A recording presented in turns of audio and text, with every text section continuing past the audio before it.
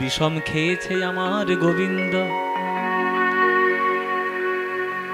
আমি একটা অস্পৃশ্য নরকের কীট, আমি বিষম খাবার অভিনয় করলাম, আপনারা গুলিয়ে ফেললেন, কষ্ট হলো আপনাদের, জল জল বলছেন। এখন শ্রীদাম সুদামের সামনে যদি তাদের প্রাণের রত্ন কানাই যদি বিষম খায়, বলো তাদের কষ্ট হয় কিনা? শ্রীদাম সুদাম ছুটে গেছে, এখানে কি হয়েছে, কি হয়েছে? এই এই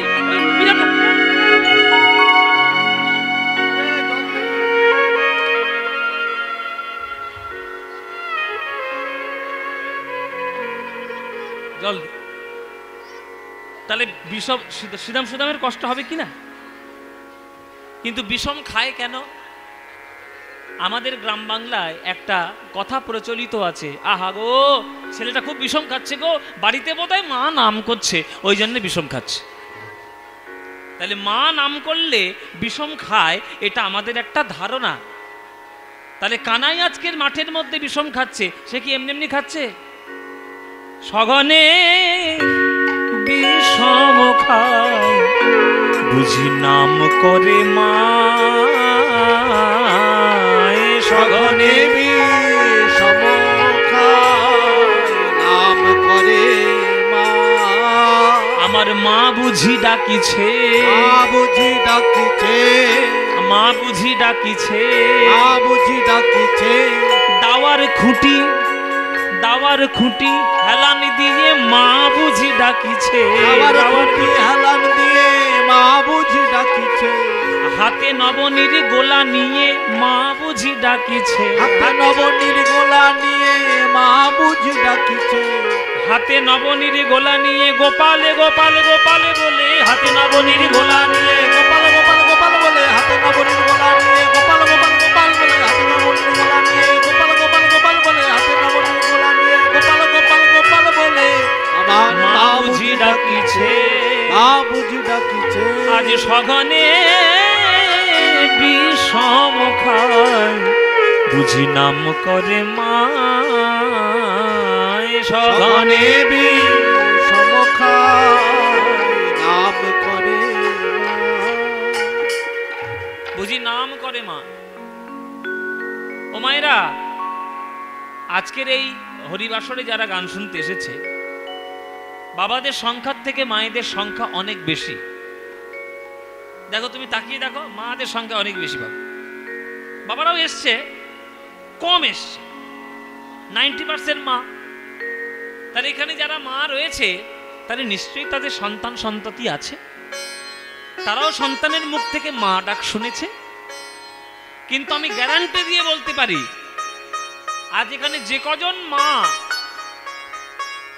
এখানে কীর্তন শুনতে এসেছেন, সবার মনে একটাই বাসনা লুকিয়ে রয়েছে, হে ভগবান, কানাই যদি যশোমতির ছেলে না হয়ে যদি আমার ছেলে হতো। নেই মায়েরা? সবার মনের মধ্যে তাই নয়? কৃষ্ণকে ছেলে রূপে পেতে চায়, কোন মায়ের ইচ্ছা না হবে?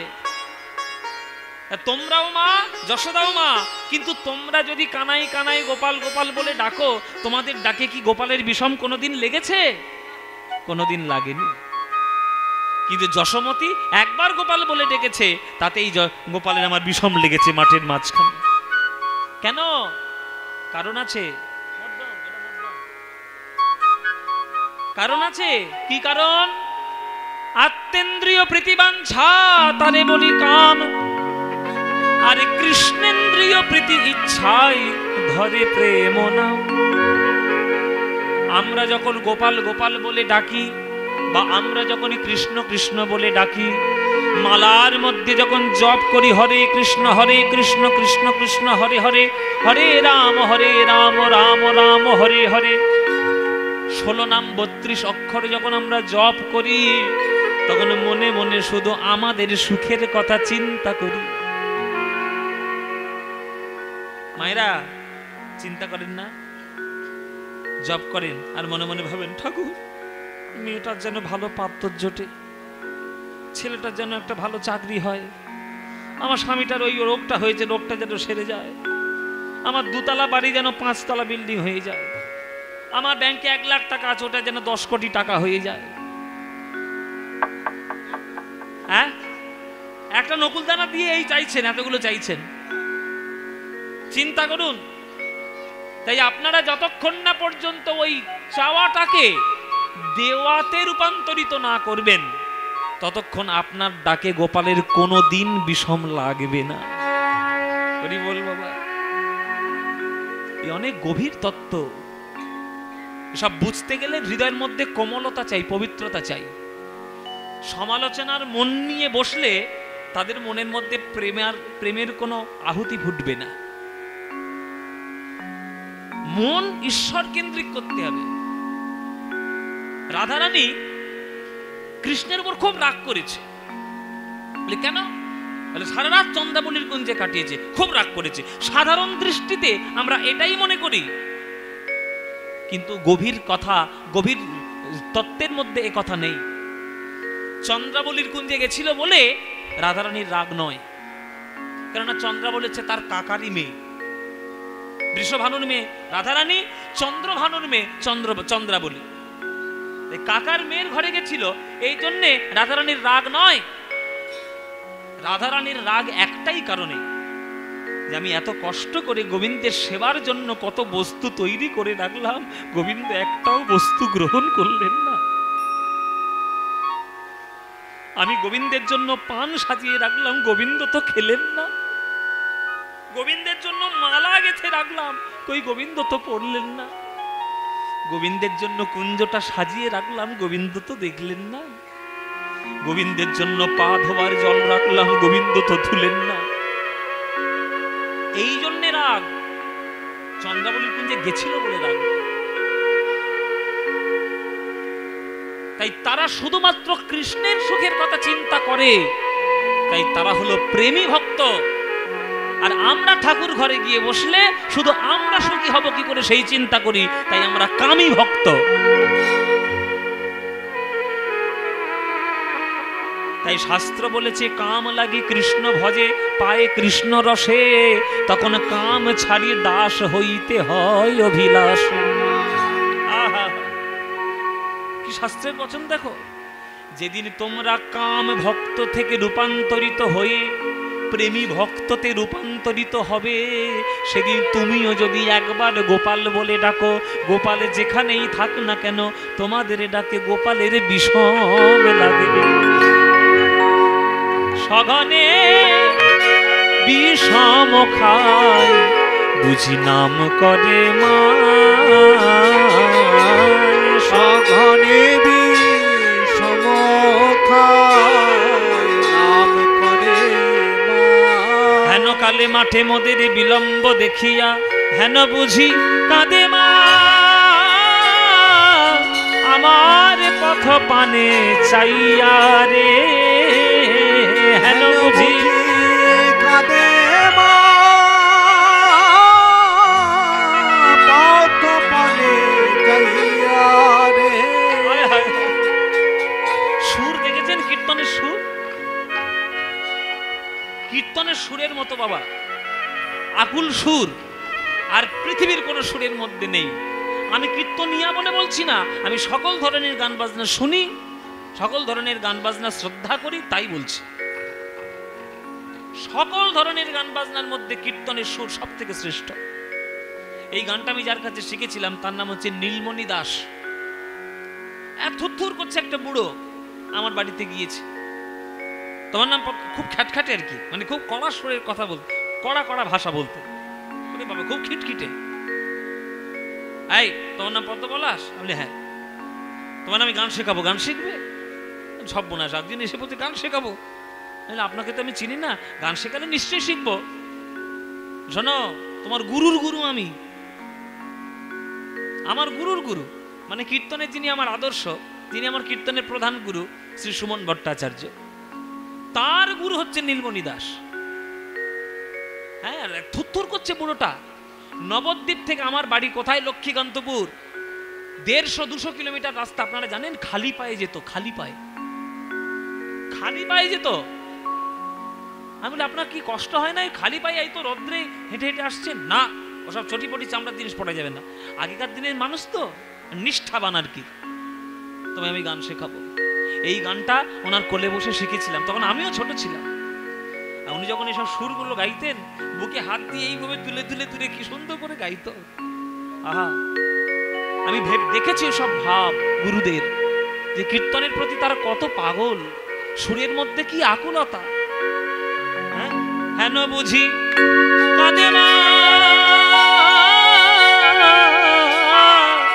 আমার পথ পানে চাইয়া রে, হেন বুঝি কাঁদে মা পথ পানে চাইয়া রে। বেলি অবসান হলো, চলো যাই ঘরে গো, বেলি অবসান হলো, চলো যাই ঘরে গো। মায়ের না দেখিয়া পরাণ, পরাণ কেমন জানি করে গো, মায়ের না দেখিয়া প্রাণ কেমন করে গো।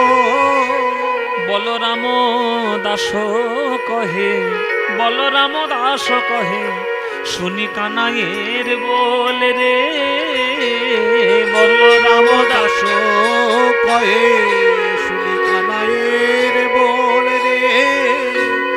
বলরাম দাস কহে, শুনি কানাইয়ের বল রে।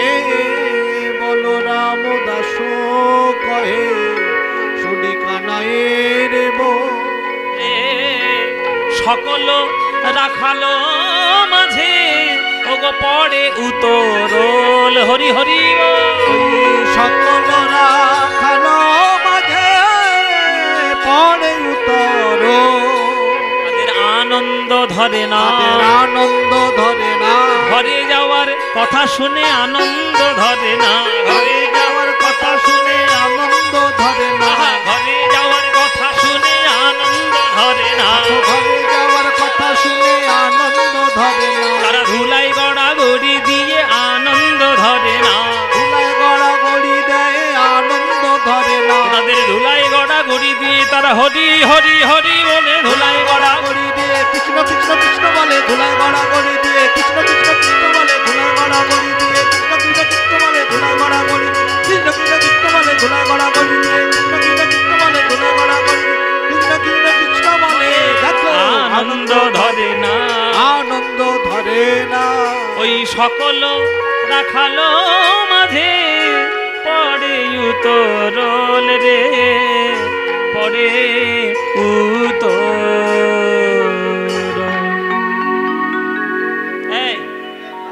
এই ঘরে যাবো রে, ঘরে যাবো। হ্যাঁ ছুটি, ঘরে যাবো। সময় হয়ে গেছে, আমাদেরও সময় হয়ে গেছে। ও মায়েরা, ঘরে যাও। আরে ওরম করছিস ঘরে কেন? যাও, আরে ঘরে যাও। কি হয়েছে? বলে তো ঘরে যাবি, তো আমাকে ধরে টানাটানি করছিস কেন? বলে আনন্দে। হ্যাঁ, ও মায়েরা, ঘরে যাওয়ার কথা শুনলে আনন্দ হয় না? প্রত্যেকের হয়, প্রত্যেকের। ছেলেরা যখন সকালের বেলা স্কুলে যায়, তখন তাদের ঠেলে ঠেলে পাঠাতে হয়, স্কুলে যান, স্কুলে যান। এই যা, এই ঠেলে ঠেলে পাঠাতে হয়। আর সেই ছেলেটা যখন স্কুল থেকে বাড়ি ফেরে, তখন নাচতে নাচতে ফেরে। ছুটি ছুটি ছুটি, গরম গরম খিচুড়ি। এখনকার দিনে খিচুড়ি দেয়, ওই জন্য খিচুড়ি বলছে। হ্যাঁ, তাহলে এই আমাদের ঘরে যাওয়ার কথায় আনন্দ হবে। এই সুদাম, সুদাম, চল ঘরে যাওয়ার আনন্দে সব গরুগুলোকে তাড়াতাড়ি তাড়াতাড়ি নিয়ে আয়। হ্যাঁ, সুদাম সুদাম বলছে, কানাই রে, আমরা যদি একবার বাঁশি বাজাই, তোর কোনো গরু ঘরে ফিরবে না। কেন? বলে তুই যেমন চোর, তোর গরুগুলোও চোর। চোরে চোরে মাস্তুতো ভাই। কি গো বাবা, চোরের ভাষা চোরে বোঝে। ও মায়েরা, তোমাদের এইখানে চোর আছে? হ্যাঁ, চোর নাই? ও ডাকাত রয়েছে? চোর নাই, বলে ডাকাত রয়েছে। বলে বাবা, চোর আর কোন দেশে থাকবে না, সব দেশেই চোর আছে। এই জগতের সব থেকে বড় চোর কে? সব থেকে বড় 1 নম্বর চোরকে, ওই মন্দিরে যার কীর্তন শোনার জন্য তোমরা এসছো। ছি ছি ছি, চোরের কীর্তন শুনতে এসছো। বলে বাবা ওনার চুরি আর এই জগতের চুরি আকাশ পাতাল পার্থক্য। তাই ওরে কানাই রে, তুই যেমন চোর, তোর গরুগুলো চোর, চোরের ভাষা চোরে বোঝে। বাবা একটা জায়গায় একটা গল্প শোনো। একটা জায়গায় 4টে চোর দোকান খুলে বসেছে। এবার যেসব লোকেরা কিনতে যায় মালপত্র, এবার তারা এই চোরেরা নিজেদের ভাষায় কথা বলে, এরা বুঝতে পারে না। যখন প্রথম চোরের কাছে যায় তখন সেই চোরটা বলে কে সব কে সব। খরিদ্দার মনে মনে ভাবছে বাবা খুব ঠাকুরের নাম করছে, কিন্তু আসল কথা কি বলছে, কে সব কে সব, এরা সব কে? তখন পাশের চোরটা বলছে গোপাল গোপাল, মানে গরুর পাল। গো মানে গরু না, মানে গরুর দল সব। আমরা চুরি করতে বসেছি, ব্যাটারা ধরতেই পারছে না, সব গরু। তখন পিছন থেকে আর একটা চোর বলছে তাহলে হরি হরি, মানে চুরি করি, হরি মানে হরণ করি। তখন সব থেকে বুড়ো চোরটা পিছন থেকে গম্ভীর গলায় বলছে হর হর, যত পারো চুরি করো। এই হচ্ছে চোরের ভাষা, চোরে বোঝে। কানাই তুই যেমন চোর, তোর গরুগুলো চোর।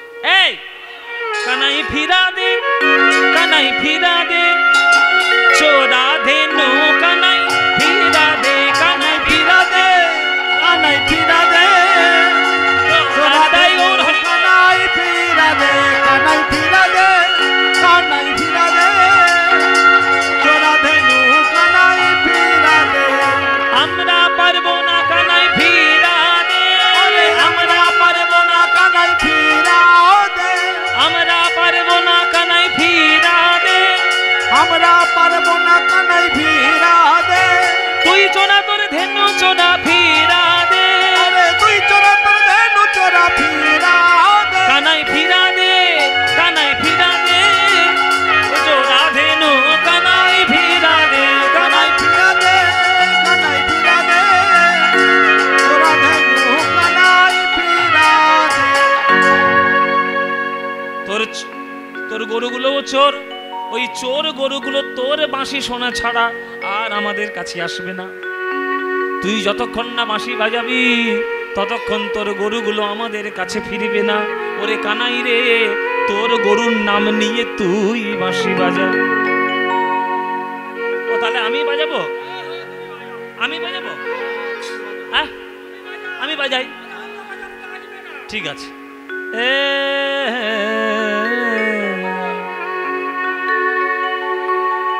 ওগোবারে কিবা কৃষ্ণ বাঁশি বাজাচ্ছে, বাঁশি বাজানোর গান, গরুগুলোকে ডাকার গান। আরে কিবা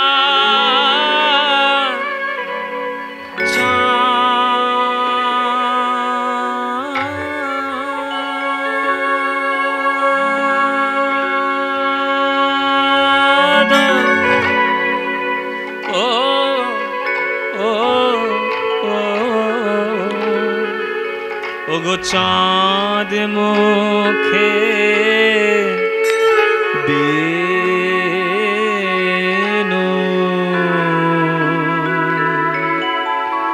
বেনু দিয়া, চাঁদ মুখে বেনু দিয়া, ওগো সব ধেনুর না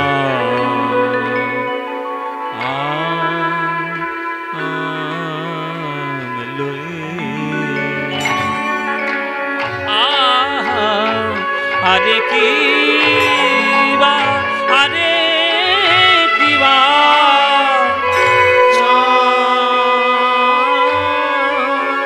গৌরী তিওট সখারে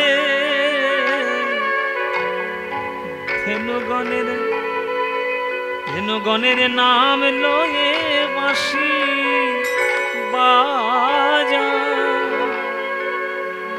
বাজাইছে গো ও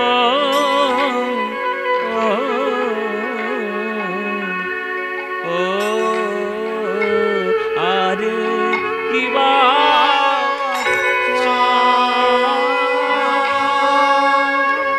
গোবিন্দ আমার ধেনুগণের নাম লয়ে, ধেনুগণের নাম লয়ে বাঁশি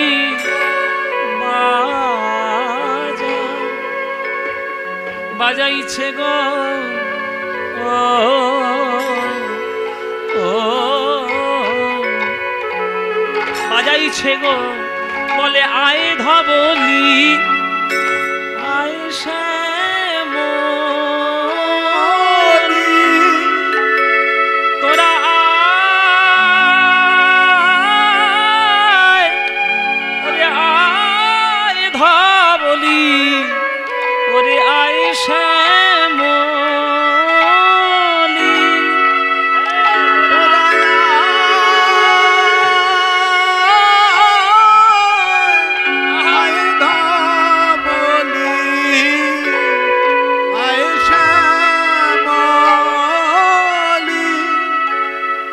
গানটি গাইছি বড় প্রাচীন গান, এটা আমার শেখা আমার গুরুর কাছে। এই যে অতি উচ্চ স্বর, এই স্বরটা না হলে ওই কৃষ্ণ যে চিৎকার করে গরুগুলোকে ফিরাচ্ছেন এটা বোঝানো যাবে না, গুরুর কাছে শিখতে হয়। আর স্বরের রেওয়াজ, স্বরের অভ্যাস যদি না থাকে ওই অতদূর গলাটা উঠবে না। হ্যাঁ, এত সুন্দর কীর্তনের গান। বলে তোরা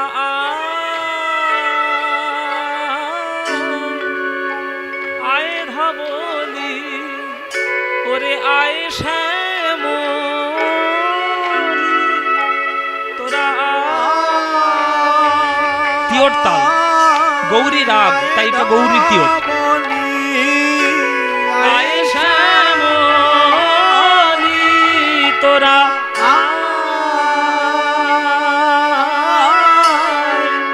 আয় ধবলি আয় শ্যামলি, তোরা আয় ধবলি আয় শ্যামলি, তোরা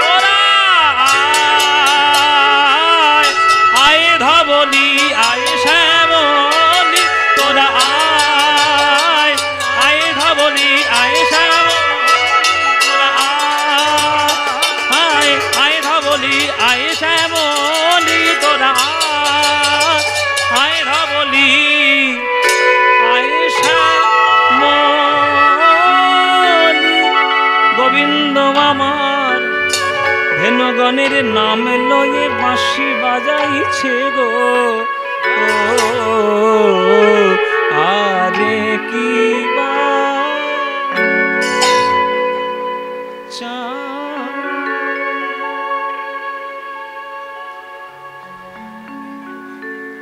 এই হচ্ছে কীর্তন। একটা গান গাইতেই কাল ঘাম ছুটে যাবে, এত তাল এত সমস্ত কিছু নিয়ে তবেই কীর্তন গানের পূর্ণ রূপ।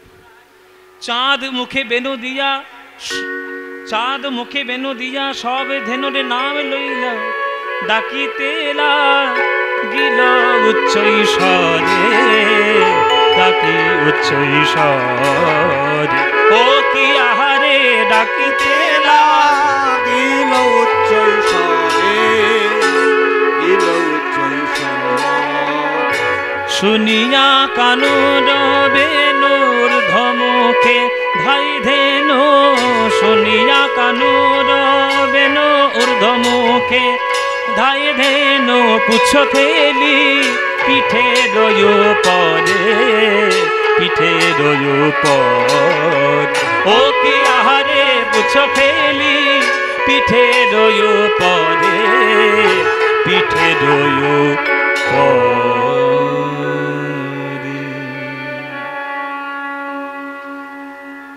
পুচ্ছ ফেলি পিঠের উপরে। গরুগুলো লেজ তোলে ছুটে যাচ্ছে, আর গোবিন্দকে মনে মনে বলছে, হে গোবিন্দ, মানুষ যখন তোমায় ডাকে তখন দুটো বাহু তুলে ডাকে, মানুষের তুমি ক্ষমতা দিয়েছ হাত তুলে হরি বলার, কিন্তু মানুষের মতো তো আমাদের হাত নাই, তাই হাত তুলে তোমার নাম নিয়ে আমি তো যেতে পারবো না, তাই লেজ তুলে ছুটে চললাম, আমাদের মনের ভাষা বুঝে নাও, ওগো আমরা তোমার হলাম। দেখুন গরুগুলো, তারা হয়তো কথা বলতে পারে না, তাদের বাকশক্তি হয়তো নেই, তারা শব্দ হিসেবে শুধু হাম্বা হাম্বাই চিনেছে, কিন্তু তবুও মনের মধ্যে তাদের ধারণা, অনুভূতি, অনুভব এগুলো তো রয়েছে। তাই তারা যখন দেখবেন মায়েরা, গরু যখন কাঁদে দেখবেন গরুর চোখ থেকে কিন্তু ঝরঝর করে জল পড়ে। সে যে কোনো পশু, কুকুরও কাঁদে, গরুও কাঁদে, বাঘ তার ছানা হারিয়ে গেলে বাঘও কাঁদবে, স্নেহের ব্যাপার। হয়তো মুখে তার বাক শক্তি নাই, কিন্তু অন্তরের অনুভবটা তো রয়েছে। তাই গরুগুলো লেজ তুলে ছুটে চলেছে, হে প্রভু লেজ তুলে ছুটে চললাম যাতে তুমি আমাদের মনের ভাষা বুঝে নাও, মনের ভাষা বুঝে নাও। সব গরুগুলো গোবিন্দের সামনে এসেছে, কিন্তু গোবিন্দ তাতে সন্তুষ্ট নয়। কেন? বলে সকল গরুগুলো এসেছে, কিন্তু একটা বাছুর এখনো পর্যন্ত আসেনি। সব গরু এসছে, বাছুর নেই। কে? বলে মঙ্গলী। এ শ্রীদাম, এ সুদাম, মঙ্গলী হচ্ছে আজকের আমি প্রথম তাকে গোষ্ঠে নিয়ে এসেছি জঙ্গলে। তাকে যদি না পাই ঘরে ফিরবো কি করে? তার মা যখন পা চেটে চেটে বলবে, কি গো প্রভু, আমার মঙ্গলী তোমার সঙ্গে গেল, তুমি কোলে করে নিয়ে গেলে, তুমি কোথায় রেখে এলে? কি বলবো তাদের? আমি একবার মঙ্গলীকে খুঁজে আসি। হ্যাঁ, এই বলে ছুটে চলেছে কৃষ্ণ মঙ্গলীকে খোঁজা। মায়েরা, মঙ্গলী হচ্ছে একটা ছোট্ট বাছুর, জীবনের প্রথম গোষ্ঠে এসেছে, তাই সে যাতে হারিয়ে না যায়, কদম গাছের তলায় গোবিন্দ তাকে দাঁড় করিয়ে দিয়েছে, আর বলেছে, মঙ্গলী, এই কদম গাছের তলায় যতটুকু ঘাস আছে, এই ঘাসটা তুই খাবি। তুই তো জঙ্গলের রাস্তাঘাট চিনিস না, তুই হারিয়ে যেতে পারিস, তাই শুধু কদম গাছের তলাতেই থাকবি, বেশি এদিক ওদিক যাবি না। কিন্তু ঘরের বাঁধা গরু যদি একবার মিষ্টি ঘাসের সন্ধান পায়, সে কি আর কারোর কথা শুনবে বাবা? ওই এক পা দু পা করে এগোতে এগোতে আজ মঙ্গলী গভীর জঙ্গলে হারিয়ে গেল। বিপদ, বিপদ, চতুর্দিকে চতুর বিপদ। সন্ধ্যা হয়ে গেল, মঙ্গলী তবুও ঘাস খেয়েই যাচ্ছে। যখন গোবিন্দের বেনু বেজে উঠল মঙ্গলীর নাম নিয়ে, মঙ্গলী রে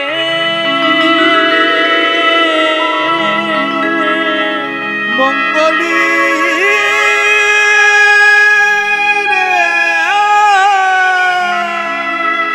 চমকে উঠল মঙ্গলী, আমি কোথায় এলাম?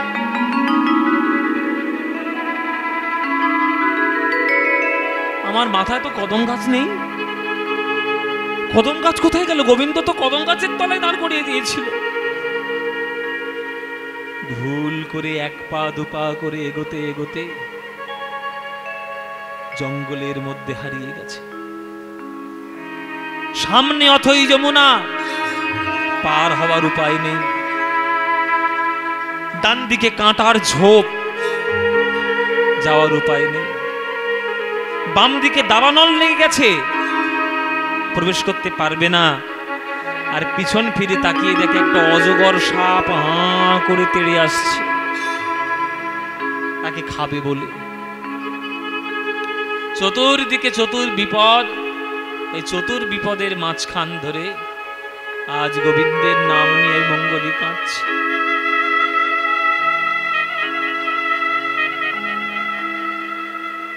দয়া করো ভগবান,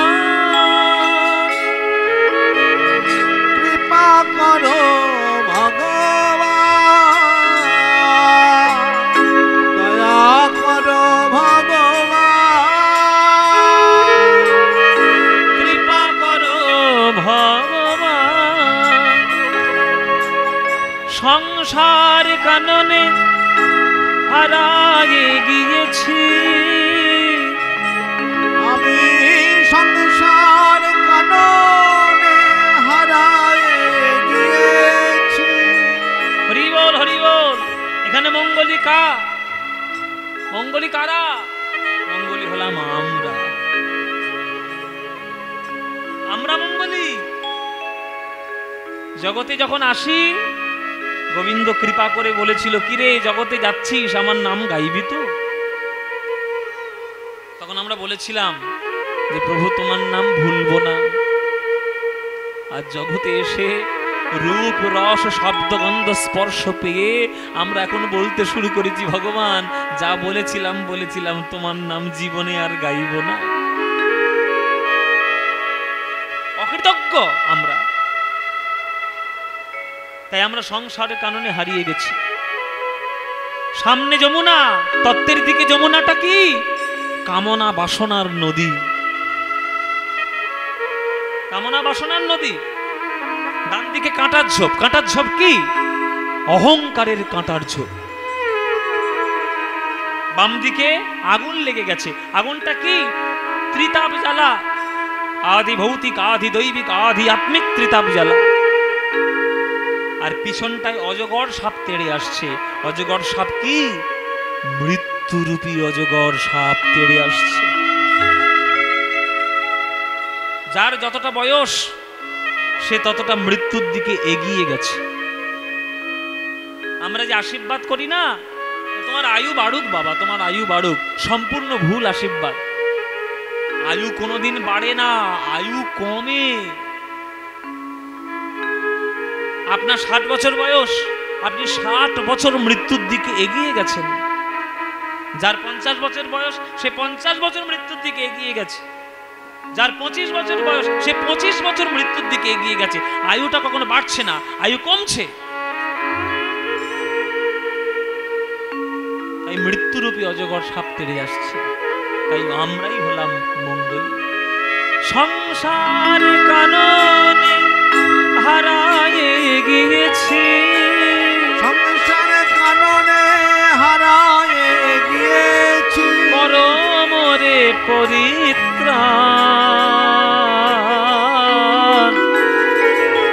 ভগবান ভগবান ভগবান, দয়া করো ভগবান। নিতাই গৌর হরি বল। কৃপা করো ভগবান, দয়া করো ভগবান,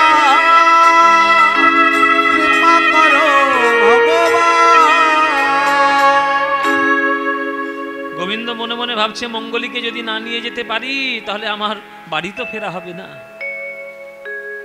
যাই আমি নিজে গিয়ে মঙ্গলীকে উদ্ধার করে আসি। মঙ্গলীকে উদ্ধার করতে কৃষ্ণ ছুটে চলেছে ওই খুরের ছাপ ধরে ধরে, যে কদম গাছের তলায় রেখেছিল ওই কদম গাছের তলা থেকে খুরের ছাপ, বাছুরের পায়ের ছাপ দেখে দেখে জঙ্গলের দিকে এগিয়ে যাচ্ছে। দেখলো চতুর বিপদের মাঝখানে দাঁড়িয়ে রয়েছে মঙ্গলী। ভগবান কোন দিক দিয়ে প্রবেশ করবেন কেউ আমরা জানি না। ভগবান প্রবেশ করলেন কোন দিক দিয়ে জানেন মায়েরা? ওই কাঁটার ঝোপ দিয়ে। তত্ত্ব এখানেও আছে। অহংকারের কাঁটা আমাদের হৃদয়ের মধ্যে ভরপুর। ওই অহংকারের কাঁটাটা যেদিন দূর হয়ে যাবে, সেই কাঁটা দূর হলেই সাক্ষাৎ গোবিন্দের পূর্ণ রূপ আমরা দর্শন করতে পারি। তাই অহংকারের কাঁটার ঝোপ। আমি তো তোমারে। মঙ্গলীকে কোলে করে তুলে নিয়েছে, মঙ্গলী কাঁদছে হাউ করে। মঙ্গলী বলছে, প্রভু আমার মতো এক হতভাগ্য বাছুরকে উদ্ধার করার জন্য তুমি কাঁটার ঝোপে প্রবেশ করেছো। তোমার কোমল অঙ্গে কাঁটার আঘাত লেগেছে, একটা বাছুরের জন্য তোমার অঙ্গ থেকে রক্তক্ষরণ হয়েছে। প্রভু আমার মতো দুর্ভাগ্য কেউ নেই। আমি তো তোমায় ভালোবাসি না, তুমি কেন আমায় এত ভালোবাসো?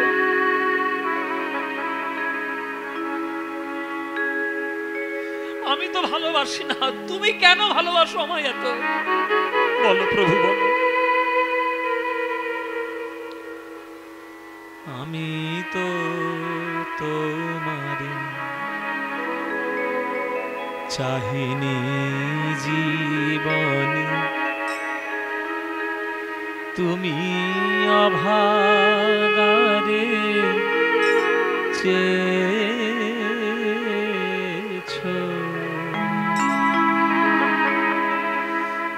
আমি না ডাকিতে হৃদয়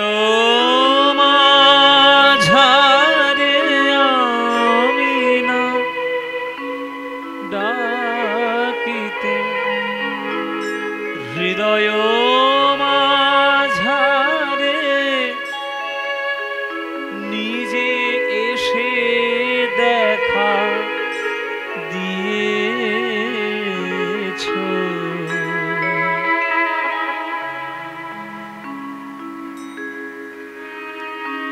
এখনকার দিনকাল যা খারাপ বাবা, কোনটা নিতে হয় আর কোনটা ছুঁড়ে ফেলতে হয় আমরা সেটাই জানি না। যারা গান বাজনা করছে তাদেরকেই জিজ্ঞেস করুন এই গানটা কার লেখা। 75% গান বাজনার লোকেরা বলতেই পারবে না কার লেখা। চর্চা নেই তো, চর্চা নেই। আমরা এখনকার দিনে গান বলতে কাঁচা বাদাম ভাজা বাদাম কি চিনি, আর আই লাভ ইউ 100% লাভ এটাই চিনি। রজনীকান্ত সেনের গান, একটা গান শুনলে হৃদয়ে জুড়িয়ে যায় সেই গান রজনীকান্ত। সুর যেমন তার ভাষাও তেমন। ও পথে যেও না ফিরে এসো বলে কানে কানে কতই কয়েছো, আমি তবু চলে গেছি আমায় ফিরায়ে আনিতে, পাছে পাছে ছুটে গিয়েছো। আমি তো তোমারে চাহিনি জীবনে, তুমি অভাগারে চেয়েছো।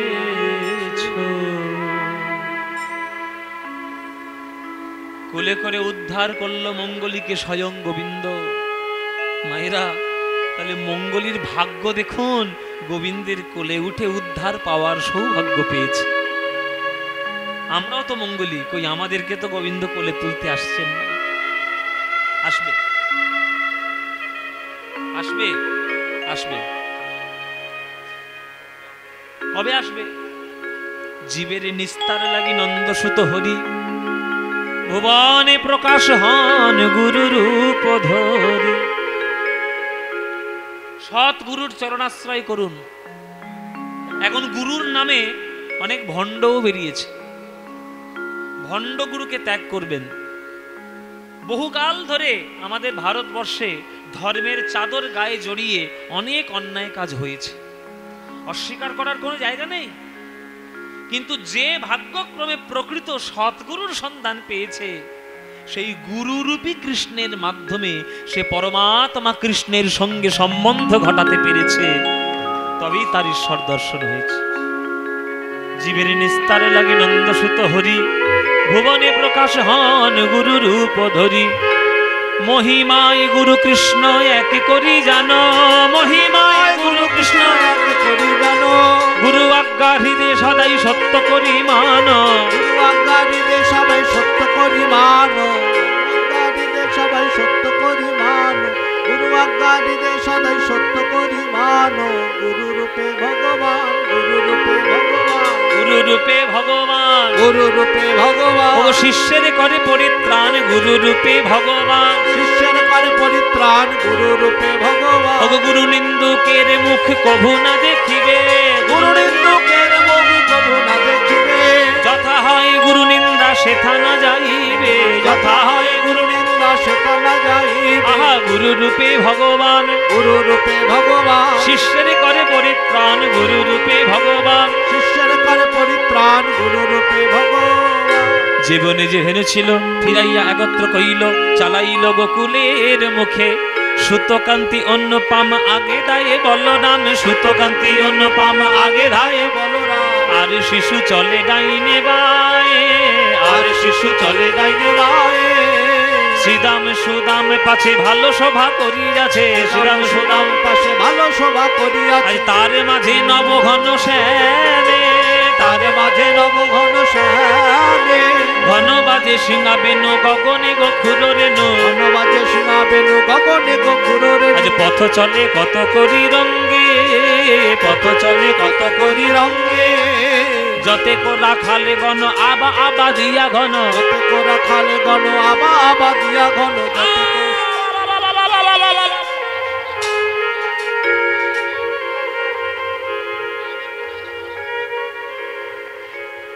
ও মায়েরা, এতক্ষণ গান গিয়ে গিয়ে মাথা খারাপ হয়ে গেছে, যা ইচ্ছা তাই করছে।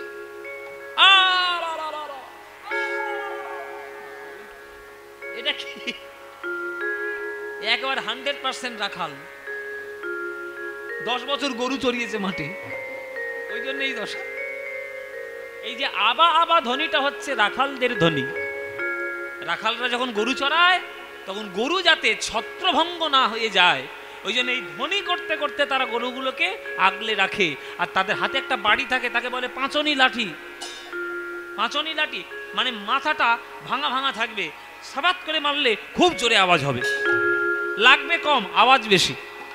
সেইটা দেখলেই বা সেটা শুনলেই ওই গরুগুলো ভয়ে তাড়াতাড়ি পালিয়ে যায়। বাবা মালিক খুব কড়া রয়েছে, বাবা খুব কড়া মালিক।